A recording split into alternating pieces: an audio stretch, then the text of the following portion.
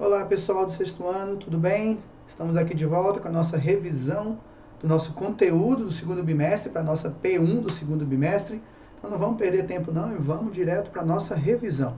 Lembrando que o nosso material é elaborado de acordo com o nosso livro didático, o nosso livro da Editora Moderna. Então com base nele nós vamos rever um pouquinho sobre os pontos mais importantes do capítulo 4, 5 e 6. Então, no capítulo 4, falamos sobre civilizações fluviais na África e na Ásia. E sobre essas civilizações, o nosso livro nos mostra, no nosso mapa, a presença de 4 civilizações, porém, apenas 2 o nosso livro vai se aprofundar, que são as civilizações da região da Crescente Fértil, que são as civilizações egípcias e as civilizações que viveram na região da Mesopotâmia. E por que são consideradas civilizações fluviais? Porque eram civilizações que puderam se desenvolver utilizando os recursos hídricos dos rios, ou seja, as terras férteis que esses rios proporcionavam e também as suas cheias. Então, ao realizar obras para controlar essas potencialidades dos rios, por esse motivo são chamados de civilizações fluviais. É necessário também compreender um pouquinho sobre o que é a noção de Estado. Então, Estado é uma instituição com um poder administrativo centralizado e plena autoridade sobre a população. Então, com o crescimento das aldeias, ainda no período da pré-história, houve a necessidade de algumas funções específicas a serem desempenhadas por algumas pessoas para que uma cidade de fato pudesse funcionar. Então, várias delas começaram a estabelecer lei e justiça, ter um próprio rei, ter um próprio exército. Então, tudo isso foi dando a característica do que nós conhecemos hoje como Estado. É importante também compreender a importância da escrita para a organização dessas civilizações, porque era através da escrita que poderia ser registrado todos os fatos cotidianos, as informações, os conhecimentos. Então, a invenção da escrita foi muito importante para que esses povos pudessem, de alguma forma, fazer com que sua história pudesse ser conhecida por nós atualmente. Então, é na região da Mesopotâmia que o primeiro sistema de escrita é inventado por volta do ano 4000 a.C. Então, antes de dar sequência, para conhecer as civilizações, é preciso compreender o porquê o nome Mesopotâmia, que é uma palavra de origem grega, que significa terra entre rios, porque nós estamos falando justamente dessa região que fica entre os rios Tigre e Eufrates. Toda essa região se tornou muito fértil, lembrando que ela é cercada por praticamente desertos infinitos, mas ela é muito fértil justamente pela presença desses rios, tanto o rio Tigre e Eufrates, quanto também na região do Egito, os rios, o rio Nilo. Agora, falando especificamente sobre os povos que habitaram a região da Mesopotâmia, nós começamos falando como os povos sumérios. São eles os inventores desse primeiro sistema de escrita, por volta do ano 4000 a.C., mas é no ano 5000 a.C. que eles começam a surgir nessa região. Fundam diversas cidades, cidades inclusive, algumas delas existentes até hoje, sendo as cidades mais antigas do mundo. E a principal característica é que eles não estavam unidos, eles não formaram um império. Eles estavam organizados em cidades-estados, independentes, cada um com sua lei, com seu exército, com seu rei, né, com sua justiça. E por volta ali do ano 2200 a.C., devido a essa autonomia entre essas cidades, então possivelmente devido a conflitos entre elas, os povos sumérios acabaram enfraquecendo e sendo conquistados depois pelos povos acádios, que é justamente o próximo povo que nós vamos conhecer, ou relembrar, melhor dizendo. E esses povos acádios, eles vão fundar a cidade de Acádia, e dessa cidade eles vão unificar essa região e vão formar o primeiro império na região mesopotâmica, o Império Acádio. Porém, devido a possivelmente não conseguir gerenciar essas cidades, né, unificar essas cidades, e pelos atritos que elas tinham entre elas, o Império Acádio acabou enfraquecendo e acabaram sendo dominados por um outro povo, chamado de Elamitas. E esse povo dominou a região por cerca de 100 anos. Mas não entramos em detalhes sobre os povos elamitas. Em seguida, nós conhecemos os povos amoritas, que fundaram a cidade da Babilônia, e por esse motivo ficaram conhecidos como o primeiro império babilônico. O rei mais importante foi o rei Hammurabi, que mandou unir as várias leis que existiam no território da Mesopotâmia, as leis que existiam no território do Império Babilônico, para que todas elas fizessem parte de um único código de leis, que ficou conhecido como o Código de Hammurabi. Após a morte do rei Hammurabi, esse Império Babilônico acabou se dividindo, se fragmentando e enfraquecendo, e isso proporcionou a invasão de outros povos, que nesse caso agora serão os assírios. Os povos assírios tinham uma característica muito guerreira, foram reinados principalmente sobre o reino de Assurbanipal, que o Império Assírio ganhou uma grande proporção, chegou na sua máxima extensão, alcançando inclusive o território egípcio, dominando o território egípcio, como nós vamos ver um pouco mais à frente. Porém, pela sua extensão, acabou não conseguindo manter todos esses territórios unidos e acabaram enfraquecendo e sendo dominados por um outro povo, que agora são os caldeus. Já os povos caldeus fundaram o segundo Império Babilônico. E nesse período, a Babilônia acabou se tornando uma das cidades mais ricas, mais importantes de toda a Europa e de toda a Ásia, de todo o mundo antigo. E importantes obras foram realizadas dentro desse período do Segundo Império Babilônico. Obras na qual não há vestígios históricos, mas há relatos bíblicos, como os Jardins Suspensos da Babilônia, por exemplo. E esses povos caldeus acabaram sendo dominados, né? O Segundo Império Babilônico acabou sendo dominado pelos povos persas, mas os persas vocês vão conhecer mais adiante no nosso estudo do 6º ano. E agora vamos falar um pouquinho sobre o território egípcio. Então, a região do Egito também se desenvolveu graças à presença de um rio muito importante, que foi o rio Nilo. Então, por conseguir controlar a força da natureza desse rio, né, com obras hidráulicas e também se aproveitando da fertilidade do solo ao seu redor, que essa civilização egípcia pôde se desenvolver e por isso também é considerada uma civilização fluvial. No Egito nós temos uma característica muito importante, nós tivemos 2 processos de unificação. Um primeiro processo de unificação formou o que ficou conhecido como Reino do Alto Egito e do Baixo Egito.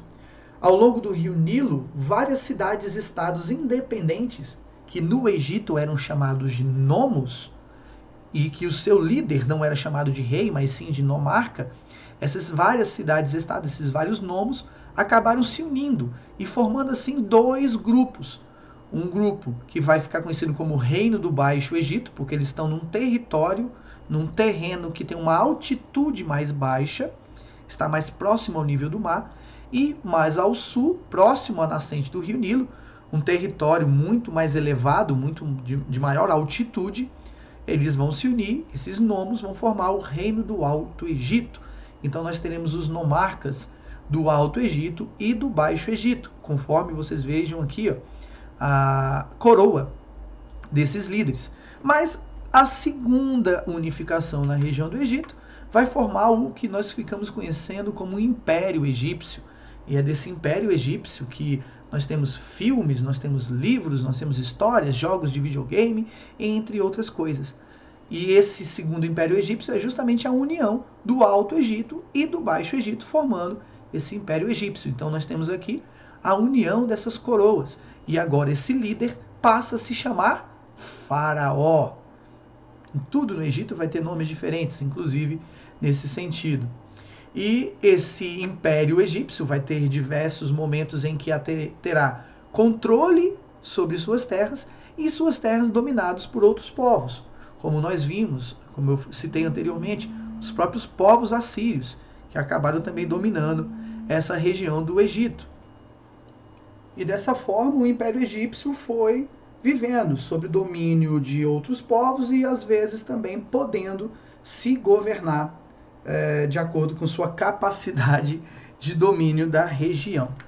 Agora nós vamos relembrar um pouquinho das características de ambas as regiões, da Mesopotâmia e do Egito, características que podem trazer semelhanças e também diferenças.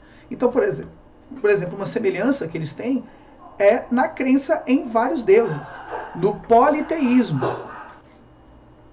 E também no fato de que todos os acontecimentos eram determinados pelos deuses. Então eles tinham esse tipo de crença, a crença em vários deuses politeístas, e que esses deuses determinavam todos os acontecimentos da vida cotidiana das pessoas, tanto no Egito quanto na Mesopotâmia.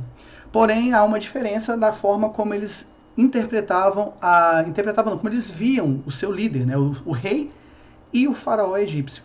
O rei na Mesopotâmia era visto como um representante de Deus, como um intermediário entre as divindades e o povo, né, e os seres humanos.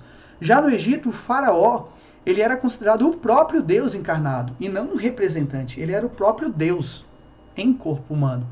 Então, o importante disso é que, independente da forma de ver esse líder, se como representante ou como Deus, tudo o que ele fazia era de acordo com a vontade de Deus. Essa era a interpretação das pessoas, de que tudo que ele ordenava, que ele mandava, que ele fazia, é porque era a vontade dos deuses. Então nós podemos dizer que o poder exercido por esses líderes era um poder teocrático, ou seja, um poder que era baseado na religião, era baseado nas vontades dos deuses. Dando sequência ainda ao nosso conteúdo, a forma de como enxergar a morte para esses povos. Ambos acreditavam na existência da alma, porém os mesopotâmicos, os povos da Mesopotâmia, acreditavam que a alma do morto vagaria para um mundo subterrâneo, escuro, governado pelos deuses das profundezas, enfim. Então eles faziam o sepultamento dos corpos de seus mortos, havia o período do luto, né, que é a lamentação, aquela tristeza pela morte, enfim. Porém, os egípcios acreditavam na possibilidade do renascimento, né? Eles acreditavam que com o corpo purificado eles poderiam renascer e trilhar o caminho da eternidade. Então, para que esse morto pudesse renascer, o seu corpo deveria ser preservado, deveria ser guardado. Então, eles faziam o que nós chamamos de mumificação, que era para guardar e conservar esse corpo. E também, no momento do sepultamento desse corpo, eles colocavam com eles todos os objetos que esse morto poderia utilizar na sua nova vida, né, quando fosse renascer, como objetos pessoais, como armas, utensílios domésticos, inclusive chegava ao extremo de serem enterrados com seus escravos e com seus servos, né, com seus funcionários. Havia também a existência do Livro dos Mortos, que era uma espécie de manual que os egípcios carregavam consigo, né, carregavam com o corpo, como uma forma de orientação de como que esse morto deveria se comportar diante do tribunal de Osíris, que era o deus dos mortos, e nesse tribunal ele seria julgado como uma boa pessoa ou como uma má pessoa, né, de acordo com o padrão egípcio do que seria uma boa pessoa. E assim ele poderia, né, quem sabe, renascer, né, tendo seu corpo mumificado, é claro. E se esse corpo vai ser preservado, ele deve ser guardado. Então haviam as construções para os mortos. Todos os níveis sociais no Egito tinham a construção para os mortos. Inicialmente, apenas os mais ricos tinham essas construções. Mas com o passar do tempo, até as pessoas mais pobres tinham, mas evidentemente, cada um dentro da proporção de sua capacidade financeira. Lembrando que as pirâmides, como vocês sabem, são templos mortuários, são tumbas feitas para guardar o corpo, mas não de qualquer pessoa, apenas dos faraós, e não foram todos os faraós que tiveram uma pirâmide para chamar de sua. Muitos deles foram sepultados em outros locais, principalmente em um local chamado Vale dos Reis, lá na região do Egito. Já na Mesopotâmia, eles eram sepultados em sepulturas teoricamente comuns, porém, de acordo com o nível social da pessoa, haveria uma sepultura mais ou menos, né, imponente de acordo com sua posição social. Mas principalmente na região da Mesopotâmia, existiam os templos religiosos. E nesses templos religiosos, chamados de zigurates, não se praticava apenas a religião, se praticava também os estudos de matemática, estudos de astronomia, se praticava inclusive o comércio também, podendo servir até como local de depósito da produção e da comercialização desses produtos. Logo em seguida, eu tomei a liberdade de fazer para vocês aqui uma pirâmide social, para mostrar a diferença social das pessoas tanto no Egito quanto na Mesopotâmia. Eu citei para vocês em sala que há uma dificuldade de encontrar um material que seja correspondente ao que era de verdade. Então eu tomei a liberdade de produzir isso para vocês. Então eu queria que vocês observassem que tanto no Egito quanto na Mesopotâmia, a base da pirâmide, que é o que sustenta todo o peso, né, de uma pirâmide, que sustenta toda a carga social desses grupos que estão acima, sempre serão formados por camponeses. No caso do Egito, esses camponeses são chamados de felas, mas podem chamar também de camponeses, não está errado, tá? Mas observa que o ponto importante aqui é a presença de escravos dentro dessa camada social, sempre em menor número. Por que sempre em menor número?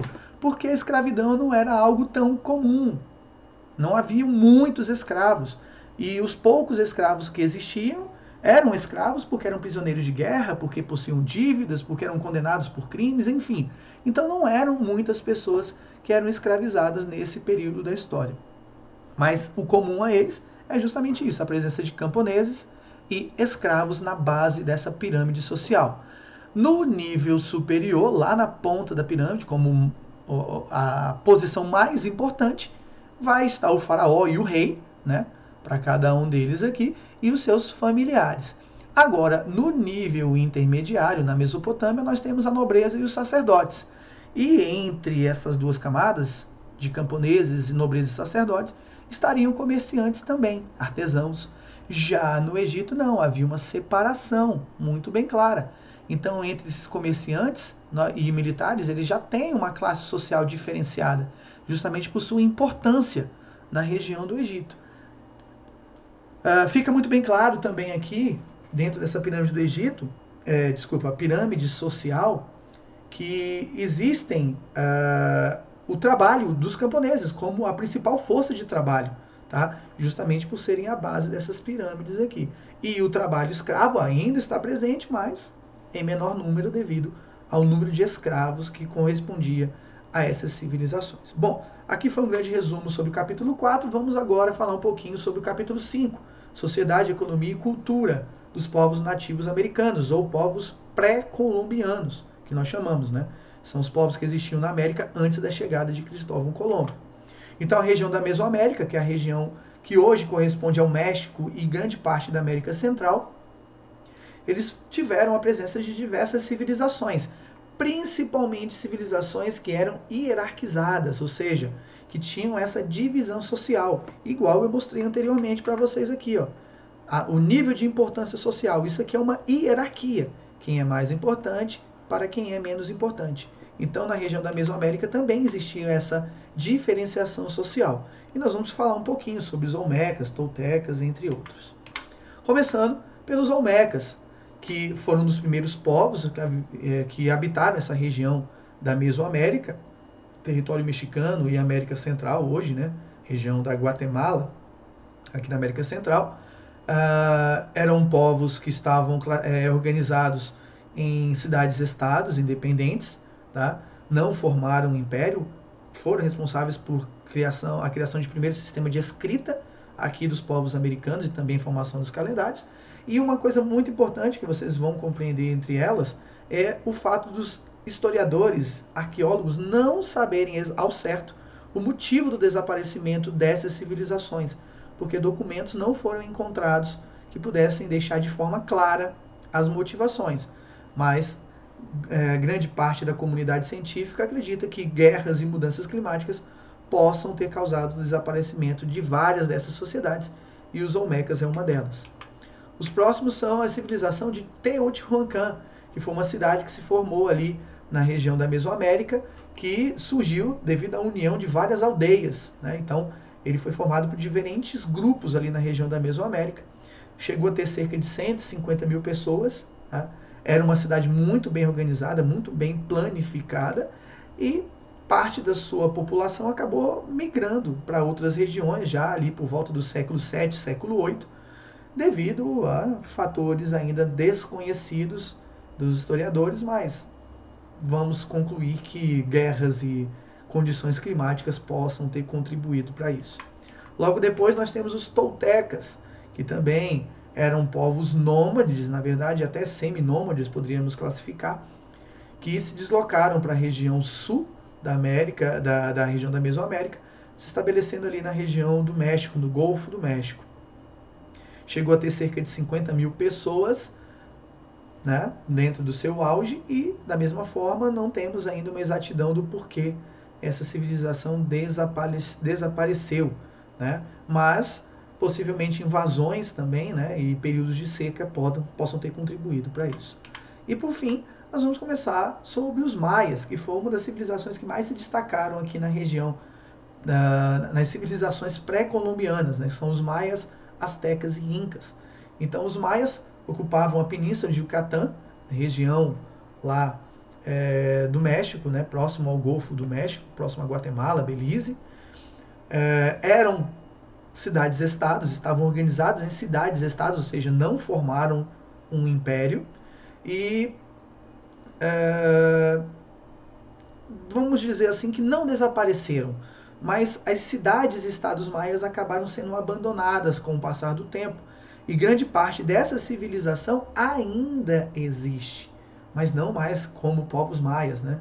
Vivem agora como povos mexicanos nessa região ainda, há a presença desses descendentes dos povos maias. E agora nós vamos ver um pouquinho sobre o Império Azteca. É a partir daqui, do Império Azteca, que nós vamos ter as sociedades pré-colombianas. São aquelas que vão ter o contato também com os espanhóis, né, após a descoberta desse território, já a partir do ano de 1492. Então, por volta do século XII, os mexicas acabaram se instalando nas ilhas do lago Texcoco, que fica no atual Vale do México. Ali já por volta do século XIV, eles começaram a construir templos religiosos, né, em honra aos seus deuses, principalmente a sua principal divindade, que era o deus da guerra. E em torno disso foi crescendo ali uma capital, que é Tenochtitlán, né, que vai se tornar capital do Império Azteca. E a partir de Tenochtitlán, esses povos vão começar a formar alianças militares com cidades vizinhas, como a cidade de Texcoco e Tlacopan, e assim eles vão formar o que fica conhecido como a Confederação Azteca, o que vai virar o Império Azteca, porque eles vão começar a dominar as cidades ao seu redor, os povos ao seu redor. E lá nas camadas sociais do Império Azteca, nós vamos ter justamente aquela divisão clássica, assim como tivemos ali na região do Egito. Então nós vamos ter o rei, né, o governante, né, o imperador azteca, como o nível superior, o nível principal nessa hierarquia social, e seus familiares também. Havia também a presença de funcionários do Estado, né? Então nós temos aqui sacerdotes, membros religiosos e funcionários do Estado. Teremos os comerciantes, e em relação aos comerciantes, é uma coisa muito importante a ser falado sobre eles, porque eles não atuavam apenas como comerciantes, mas também funcionavam como espiões.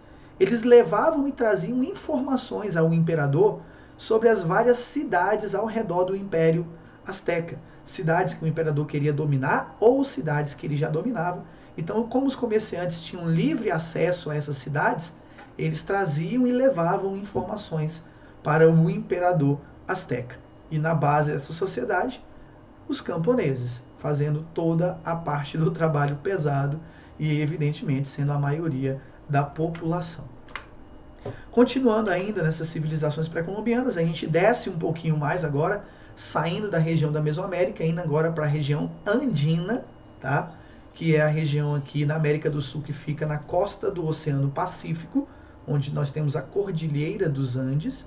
Então, nessa região andina, nós vamos ter a presença do Império Inca, também conhecidos como Filhos do Sol. Da mesma forma, como o Império Azteca, havia uma capital, uma região central, que era a cidade de Cusco, que era a capital, né? E atualmente é uma cidade lá no Peru, inclusive é a capital do Peru, se não me engano, Cusco. E dessa forma, eles formaram o maior império das Américas, que foi o Império Inca. E da mesma forma, esse Império Inca, através da sua capital, Cusco, dominava vários povos ao seu redor, várias cidades próximas. Então, formaram aqui, de fato, um verdadeiro império. E assim como no Egito, né, eles têm alguns nomes diferentes, o Império Inca também tinha alguns nomes diferentes, como o nome do imperador Inca, que se chamava Sapa Inca. Não é o nome dele, tá? É o nome da função. Né? Rei na Mesopotâmia, faraó no Egito, Sapa Inca na região do Império Inca. Tá? E não havia uma regra muito clara sobre a sucessão, né, do Sapa Inca. Quando esse Sapa Inca morresse, esse império ficaria com quem? Não necessariamente o filho da família da esposa, né, principal, ou o filho mais velho.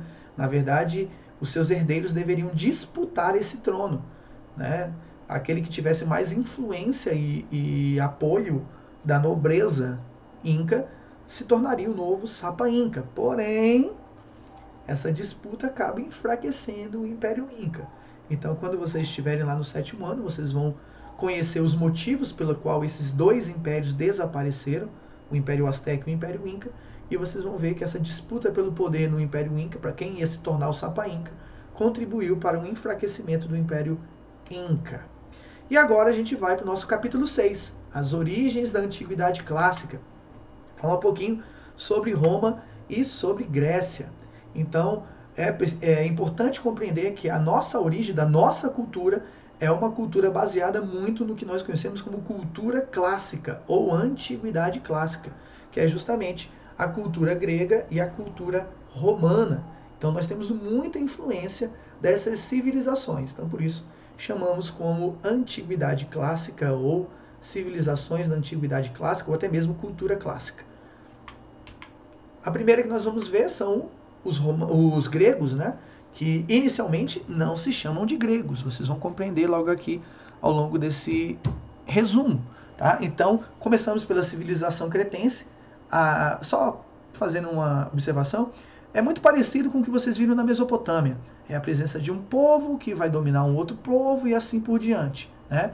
E eles vão crescendo, depois enfraquecem, o outro vem, substitui e assim por diante. Então começamos com os cretenses, né? Um povo que vivia ali na região da ilha de Creta e acumularam muito poder e com o tempo acabaram enfraquecendo, né? E sendo dominado por outros povos. E o que fizeram de importante? Uma das coisas importantes é o sistema de escrita que desenvolveram, que é o sistema de escrita chamado de linear A. Porém, essa escrita não foi decifrada. Então tem muitos detalhes da civilização cretense que não são conhecidas, justamente porque essa escrita não foi decifrada. E até por esse motivo, por não ter sido decifrada, essa não será considerada a escrita mais antiga da Grécia. Apesar de ter sido a primeira, não é a mais antiga da Grécia.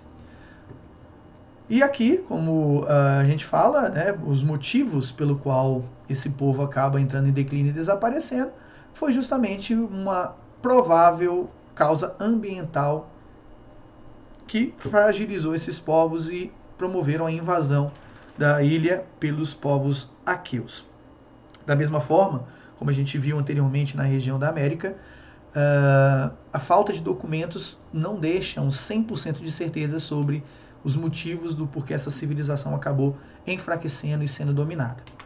Logo em seguida, nós vamos conhecer um pouquinho sobre os aqueus, que vão ser conhecidos como civilização micênica. Assim como houve na Mesopotâmia, os amoritas, que formaram o primeiro império babilônico, porque fundaram a cidade da Babilônia, aqui na Grécia, os aqueus vão ficar conhecidos como micênicos, ou civilização micênica, justamente porque fundaram uma cidade chamada de Micenas. Uma história bem parecida com os amoritas. Então, esses micênicos desenvolveram um sistema de escrita chamado linear B. Esse sim foi decifrado pelos historiadores, pelos arqueólogos. Então, essa é a forma de escrita grega mais antiga conhecida. E por motivos ainda não compreendidos 100%, essa civilização acabou sendo destruída por volta do ano de 1200 a.C. e seus palácios, que eram suntuosos, acabaram sendo substituídos por construções mais simples. E as pessoas passaram a se organizar, a se unir, de acordo com afinidades, ou seja, com semelhanças. Por exemplo, no antepassado. né? Todos julgavam ali ter um antepassado em comum, conforme o exemplo que eu usei para vocês em sala de aula, né? Ou até mesmo uma divindade, todo mundo que tivesse uma divindade principal. Lembrando que eles eram politeístas, tá? Acreditavam em vários deuses, mas sempre existia uma divindade principal. Então eles se uniam de acordo com essas afinidades. Então essa união agora fica conhecidos como genos, tá? Então essa organização social fica conhecida como genos. E cada geno tinha o seu rei que governava, auxiliado por uma assembleia de guerreiros. Então os reis, eles se consideravam descendentes diretos desses antepassados em comuns e chamavam a si mesmo de Aristói, que significa os melhores. E é justamente essa palavra que vai dar origem ao termo aristocracia, os aristocratas, conforme eu expliquei para vocês em sala de aula. A diferença de aristocracia, teocracia, democracia, tá? Continuando então. Então, a formação do povo grego, ela se dá justamente após, né, o desaparecimento tanto de cretenses quanto de micênicos. Então, outros povos começam a se estabelecer nessas regiões, como os jônios, os eólios e também os dórios vão se estabelecer nessa região, tá? E aos poucos vão unir esses povos e formar um povo com características próprias, né? E diferentes de outros habitantes da região. Então, quando tiver contato com esses povos, os romanos vão chamar esses povos de povos gregos e o território vão chamar de Grécia. Mas eles mesmos, os povos gregos, eles não utilizavam esse nome para eles.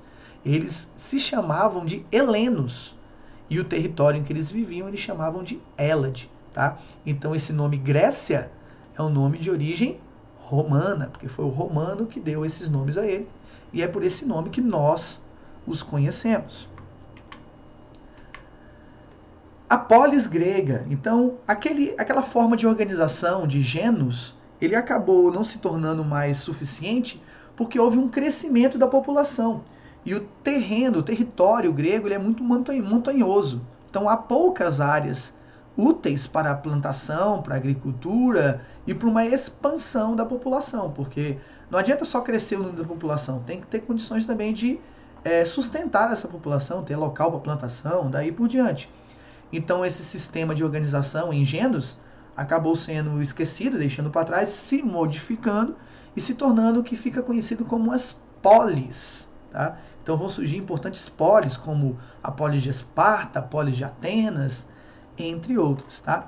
E dentro dessas polis, cada uma dessas polis, nós temos dois pontos, duas regiões muito bem claras e definidas, que é a Acrópole e a Haste, o que pode ser conhecida como Cidade Alta, que é a Acrópole, aonde se localizam os principais prédios administrativos e religiosos dessa polis, e a Haste, que é a Cidade Baixa, que é as habitações e os locais de comércio dentro dessa polis. Há aqui no centro também a Ágora, eu não coloquei para vocês no material porque eu não vou cobrar de vocês, mas nessa Ágora era a praça central, né, dessa polis, e era o local onde aconteciam o comércio e também discussões políticas, porque os gregos gostavam de fazer isso, discutir política, ao invés de discutir futebol. Na verdade nem tinha futebol, né? Então não tinha porquê. E agora sobre Roma, eu acabei não trocando a imagem aqui, tá? Ficou a imagem aqui da Grécia, perdão, tá? Mas agora vamos falar sobre a fundação de Roma. Como eu falei para vocês em sala de aula, nós temos duas formas de explicar a fundação de Roma. Uma delas é mitológica, e sobre mitologia nós não vamos nos aprofundar. Já conversamos em sala de aula sobre mitologia, e é lógico que vocês preferiram essa história, né? Mas o que nos interessa é a parte científica.